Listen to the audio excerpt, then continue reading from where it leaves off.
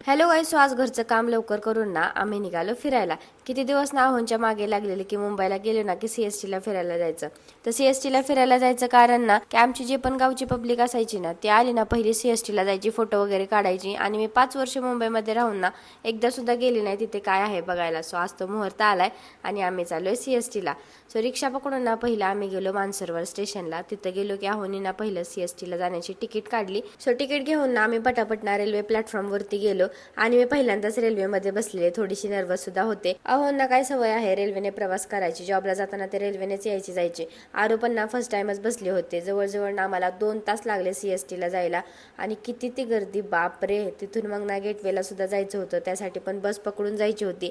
Line लागून ना ticket काढली आणि बस आली. बसमध्ये बसलो आणि आम्ही आलो गेटवे ऑफ इंडियाला. आलो की ना पहिलं ताज हॉटेल बघितलं, टीव्ही मध्ये बघितलेलं, आज प्रत्यक्षात समोर बघितलं. फोटो काढण्यासाठी प्रत्येकाची गर्दी जमत होती. इकडे आलो आणि फोटो प्रिंट काढायची नाही, कसं होईल ना. मग आम्ही पण फोटो काढले, प्रिंट घेतल्या. खूप छान वाटलं मला. आणि मोबाईलमध्ये पण आम्ही भरपूर फोटो काढत होते आणि माझी बॅग ना सारखे मध्ये मध्ये करत होती.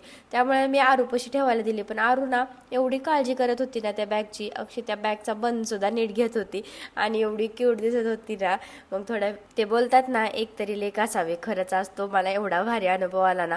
जेव्हा जेव्हा फोटो काढायचा होता ना तेव्हा तेव्हा आरूने माझी बॅग एवढी कॅरी केली ना, खूप छान वाटलं मला ते. तिथे फोटो वगैरे काढले, सगळीकडचं बघितलं. आणि त्यानंतर मग आम्ही 2-3 तासाच्या प्रवासानंतर ना पुन्हा घरी आलो. घरी आल्यानंतर परत फ्रेश वगैरे झालो आणि त्यानंतर निघालो आम्ही पेटपूजा करायला. कारण की इकडे आलं ना की जे पण मोमोज वगैरे म्हणा काही ना खायला भेटत नाही. मग पहिले ना गेलो तेव्हा मोमोज खाल्लं. त्यानंतर ना मसाला डोसा वगैरे खाल्ला. खूप फिरलो.